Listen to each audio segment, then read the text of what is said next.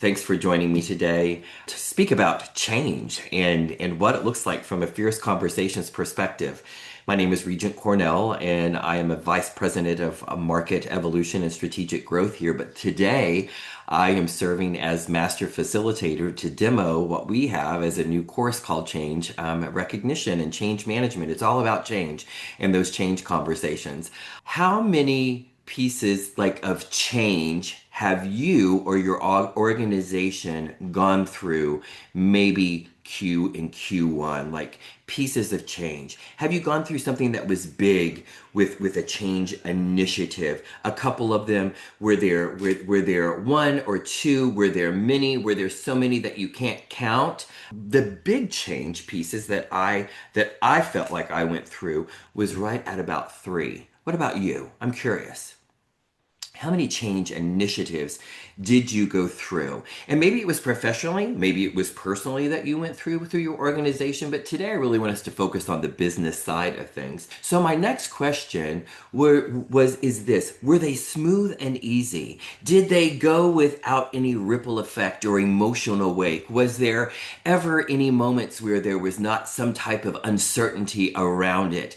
This is where organizations and life get a little messy. It's because of the uncertainty.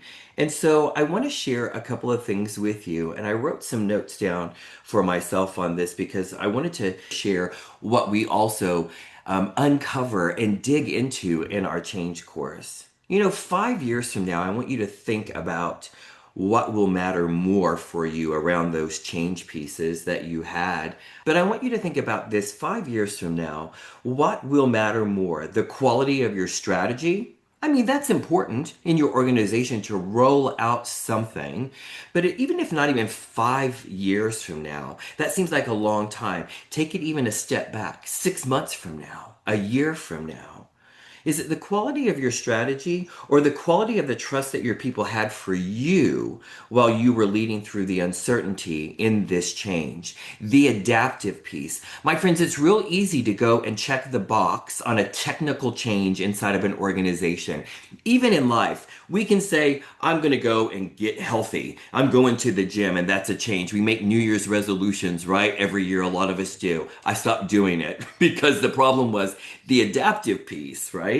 And so the adaptive piece is the change. I check the checkbox off the box. It's my resolution. I'm going in. I'm going to be healthy. And then tomorrow comes, and I'm like, I didn't set up any roles or expectations for me. It's early in the morning. I don't feel like going to the gym. So there's these barriers. There's this uncertainty that takes place. And organizations rarely fail because leaders have lacked intelligence.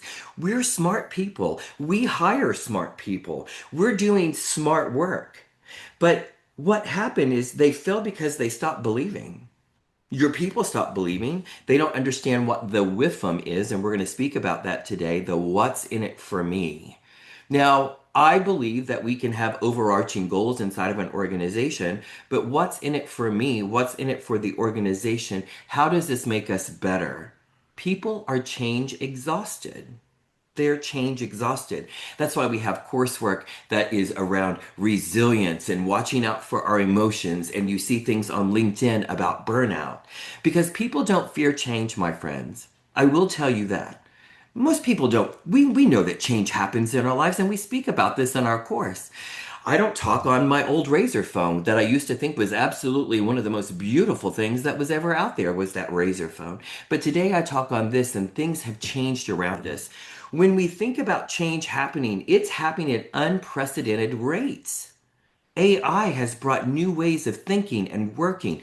And it was fast before, but it's even faster now, the amount of change. I want to share this with you. We're Fierce Conversations. We talk about fierce conversations.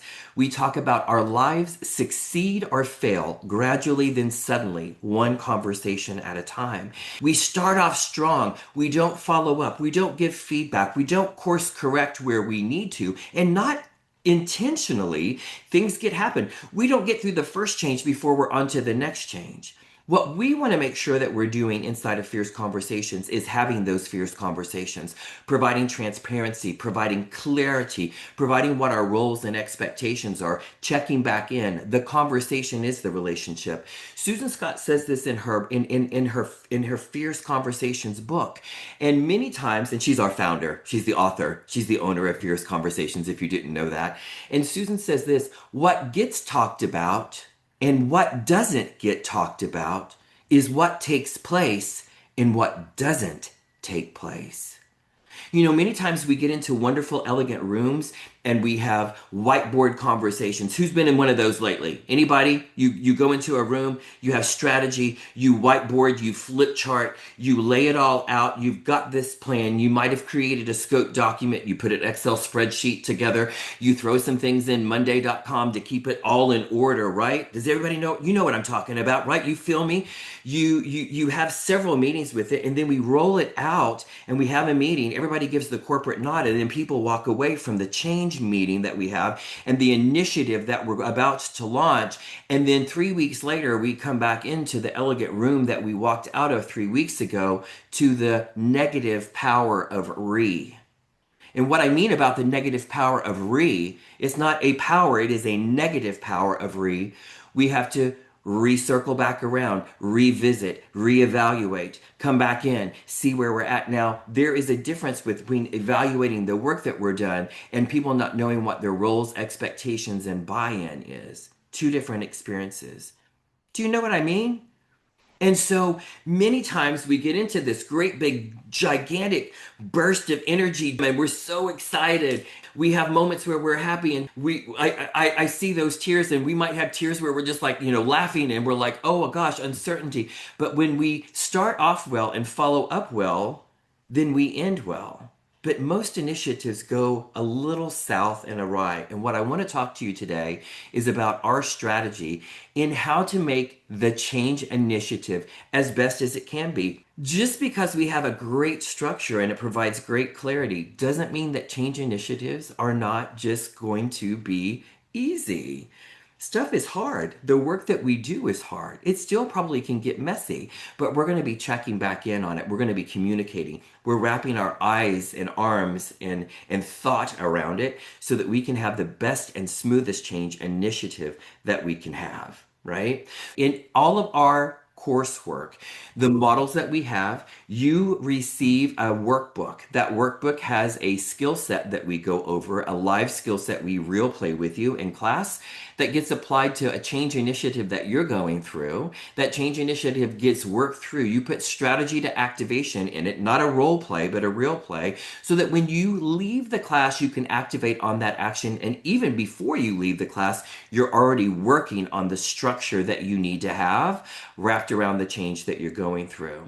So I'm your facilitator today. I want to speak to you about this right here, my friends. So why change? Why do we need to change? Can't we just stay the same forever and just keep on coasting? Wouldn't that be nice, right? To take our foot off the gas pedal. Now, what I want you to see here is this bonsai tree.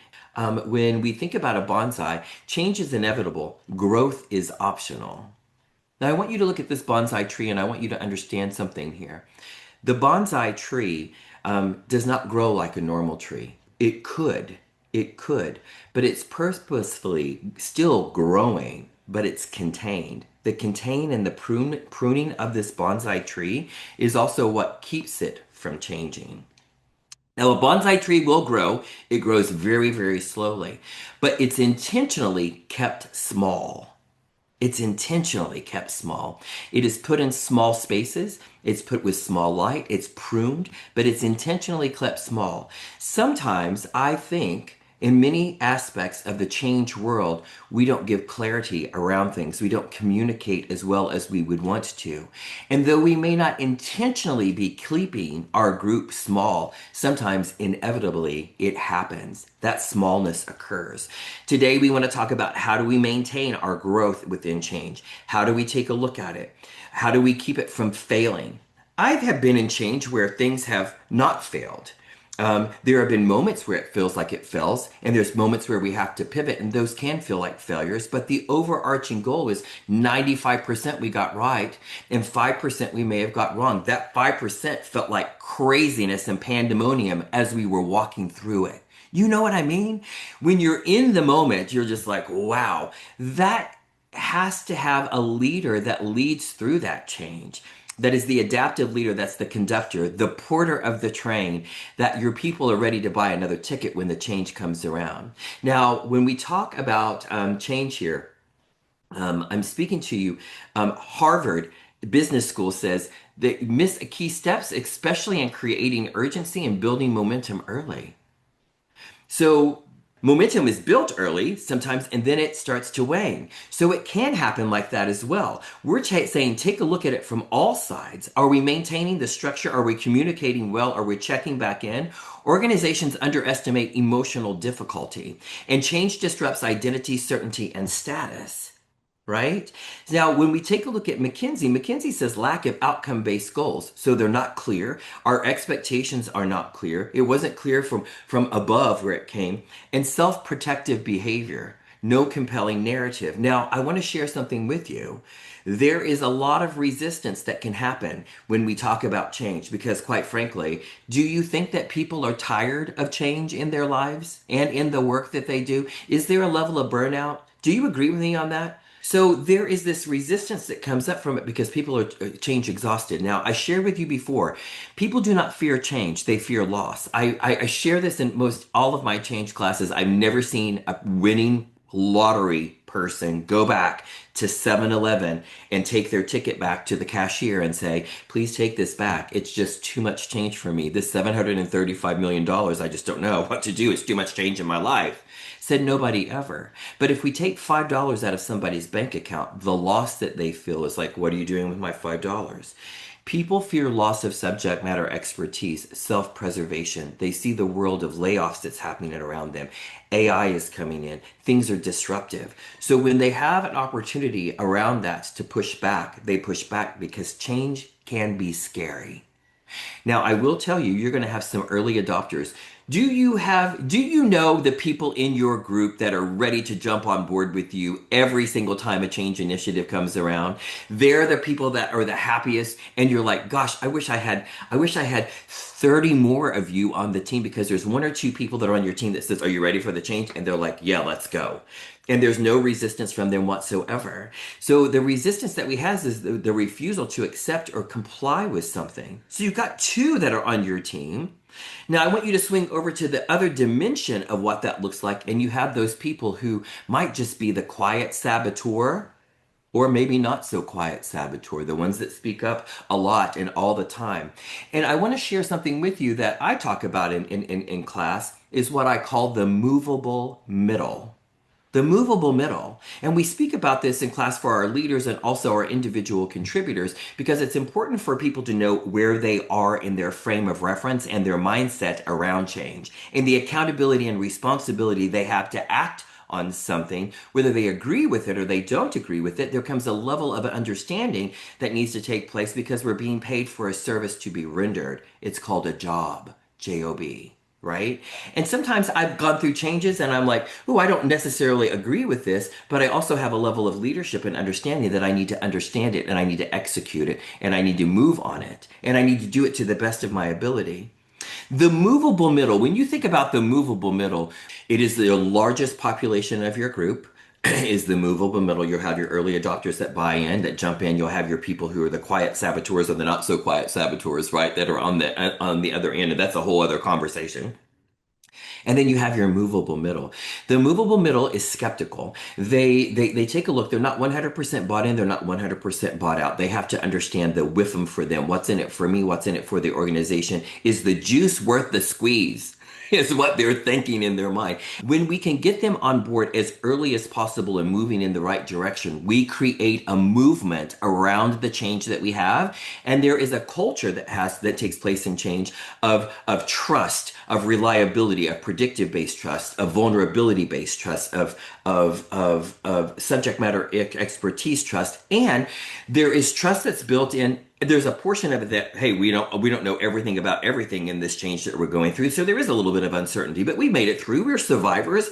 We're going to lead you through. We're in it together. We're in this as a team. And it's important to get them down the lines, communicate well, and so that they understand what that curve looks like. It's important for us to understand what that curve looks like. And it's morale and energy and performance that takes place here around your people, and not just around your people. This is also taking place for the leader. I think sometimes we forget about that the leader is also going through change. And is the leader bought in? Is the leader showing signs of resistance that are picked up by the team? Are they communicating in a fashion that is lackluster than somebody who is an ambassador, a liaison for it, but somebody that sits back and they're like, well, I really don't like this change either. It's being done to us, not with us. If it was my way, we wouldn't have to do it, but we have to all dig in and go, what message did I just communicate out to my team? And yet I've seen it happen. I've seen leaders that are resistant to the change, and then you want their people to roll it out. And I'm thinking, you just left the expectations there in your not so fierce conversations with them, and that's what they believe to be true. Ron Hoffitz from Adaptive Leadership wrote a book. He's a professor at Harvard that says there is an adaptive leader, the technical piece and the change. And he said, and we have to believe it. A leader is there to provide protection, authority, and order, especially through change. So how do we lead through this? So we talk about the change curves, both from leadership and individual contributors. There's first moments when you think about a merger and acquisition. Anybody ever gone through one of those before? An M&A? It just all of a sudden you're a new company. Yesterday you walked into an office and now you're a brand new company, or you've attained a company, and there's this initial shock that you go through. I went through this about 7 years ago at a large HCM company. One day we walked in, the next day we walked in, it was two different companies that were merged together. And two great companies that come together don't a great culture always make instantaneously. So there was this shock. I had worked for them for, at that time, 18 years, and I was like, oh my gosh, what is happening here? Worst change kind of ever. Things fled through your mind. I'm a human being. I was a leader at the organization, but that's what my heart felt in the moment, because there is shock. This is a normal occurrence that happens for everyone. It happens with leaders as well. So when we go through shock, then there was the moment that came through that it's denying. This is not happening. I'm going to wake up tomorrow. It's going to be a different day. They said that we would never sell. I love this. This is Camelot. So when I look at it from that standpoint, the denial piece that's in there is, I am denying that this is ever happening. And if I close my eyes hard enough, turn around, do the hokey pokey, put my left foot in, my left foot out, it's going to stop. And it doesn't. When we reach that point and we keep on going, there's anger and blame. Then we start pointing fingers. And this doesn't always happen in every single change, but there are moments where it floods through in bigger change. And then there's bargaining and self-blame that comes through, depression and confusion. And this is sometimes where the movable middle sits. Depression and confusion. They haven't been told, communicated with fiercely on what the expectations are, the roles, the initiative, where they have autonomy and empowerment, how they're executing it, to provide hope and inspiration about, yes, it's going to be hard work, but we're going to make it through. And this is the WIFM for you. This is the WIFM for our ecosystem. And this is the WIFM for our customers. So you've got to get them out of that lull and as quickly on to acceptance and problem solving. And if we don't get them out of the gates very quickly, sometimes we'll start over here and we get off to a great start and we think that they're accepted. People are excited about it. But the problem is it takes one little speed bump over here along the way and it jolts them back over here to denial. Has anybody ever gone through that? Have you ever seen that before? You're like, God, we were going so well. And then all of a sudden there was this speed bump in here a moment. And now we're back to where we were before. What I want to share with you, my friends, is this is the level of resistance all the way through here. And we speak about how to overcome this in class. So who cares? When we talk about care, we go through this acronym in class. This is worked through in your situations. We carefully take time during our course content as we go through to apply cares to the change situation. How are we providing certainty? Where is the level of autonomy and what level of autonomy is taking place? Have we set that? Did we let people know that you don't really have an autonomy to make a decision here, but you have the autonomy to execute on it? And here's what that looks like, and being transparent. When we think about this, the relatedness, how do we relate to this? How does it make sense for us? And the equity, what's in it for me? What's in it for the organization? What's in it for our customers? If people can't understand the why, how can you get your mind wrapped around it? How can you understand, hey, I'm doing this hard work. I know I'm getting paid for it, but what are we really going for? Because the tangibles last for a while, the paycheck. But I also want to have intangibles in my job around change where I feel like we've done something well. It's legendary. At my performance review or quarterly performance review, I feel good about the work that we've done. It's a culture that we've grown. And I want to feel good about the work that we've done. And I want to understand that this change, when I feel good about it, even though the change is hard, propels me into the next change with less resistance and understanding. And what I shared with you in the very beginning of our session is a leader that executes trust with your people. Many things fail, I think, because people don't trust. What's in it? What are they doing this? They're doing something behind the scenes. Our brain goes to this negative, weird place. I think we watch too many TikToks and Facebook posts and Dateline series, right? Where our mind just goes to this negative place.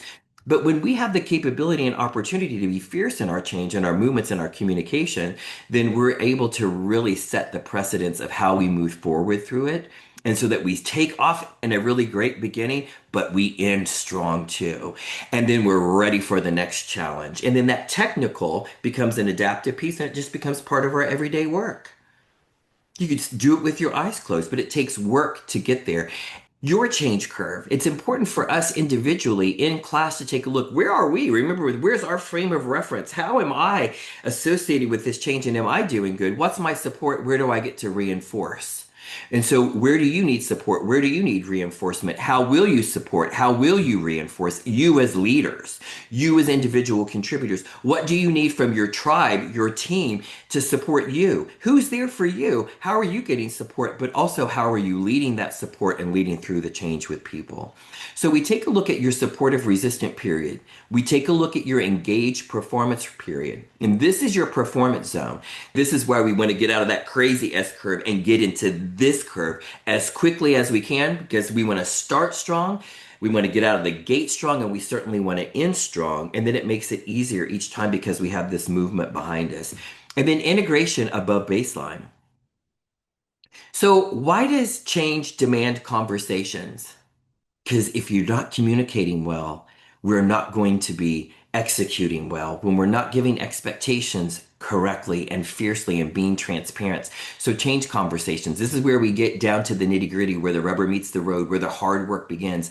We prepare an opening statement around our change initiative to launch it off. We get curious, we validate, we resolve. We take a look at where there could be problems and barriers that we need to overcome so that we can get out of the gate strong, so that we are working through it strong, that we're checking in strongly and reoccurring, getting feedback. Highly effective people watch for trends and course correct before arriving at an undesired suddenly. We validate and we resolve. So the conversation, remember the what's in it for them? We talk about what's in it for them, but we talk about what's in it for them, the employee, but our customer and our organization. If you don't get them bought in really quick on how this is going to support them, where it's easing things for our customers, and sometimes, let me be very candid, it doesn't feel like there is a with them for them. What's in it for me as the employee? The big thing is what's in it for our customers. And yes, what's in it for our customers is what's in it for you is we get more retention. It's going to feel like more work and it doesn't feel like it's going to be paying you back, but it will initially pay us back when we have customer retention because it makes our customers happy. We're provided trusting partnership with this. Partners for life, brand loyalty. This creates a differentiator for us. So you may not feel the with them for you right now, but long term there is a with them. And gradually then suddenly we'll get there. That could be clarity around your communication that's taking place. So we use CARES mapping to map this through. We take it back to all the CARES, we associate it with it, but we take you through working through your change initiative. We talk about SMART plus heart and gut. How do we balance our intellect with emotional intelligence, but also our gut instincts? And so many times we write these crazy, crazy emails that come out to people. Have you ever seen an email that comes from the top on a change initiative? Our KPIs have dictated that the blah, blah, blah, and the EBITDA and the EBITDAC and blah, blah, blah, and we need to get to the 40 goal of EBITDA and this and that. And then we send this message out and it comes to you and you're like, I have no idea what all those buzzwords and languages is, but this is the initiative that we're doing. And then we roll that out to our individual contributors and we say words that we don't even understand or know or have our brain wrapped around. And then we're like, go get it. Get that change. You go. Let me know if you have any questions. And we pray to all the change gods that there are no questions. And there are questions. It wasn't clear. Clear is kind. We just eroded trust by rolling things out like that, and it was not fierce. So we write fierce communications in here. We walk you through your change initiative. We take a look at where you are, whether you're taking a look at resistance, how good you are, where you need to come back in, setting up a plan. So when you walk away from our course, you have strategy that you can immediately, if you haven't already seated in the classroom, put it into action. So one thing I'll make visible in 7 days is this and what we have left on the table. Taking a look, we'll say, hey, this is what we're going to do in the next 7 days. But we also say the difference between a dream and a goal is a date, my friends. What have we left on the table? Where do we need to come back to? What do we need to visit? I hope that you enjoyed our time together. I want to thank you for your time here. Let us know what we can do to help you in your fierce change. And my friends, please stay fierce. Thank you.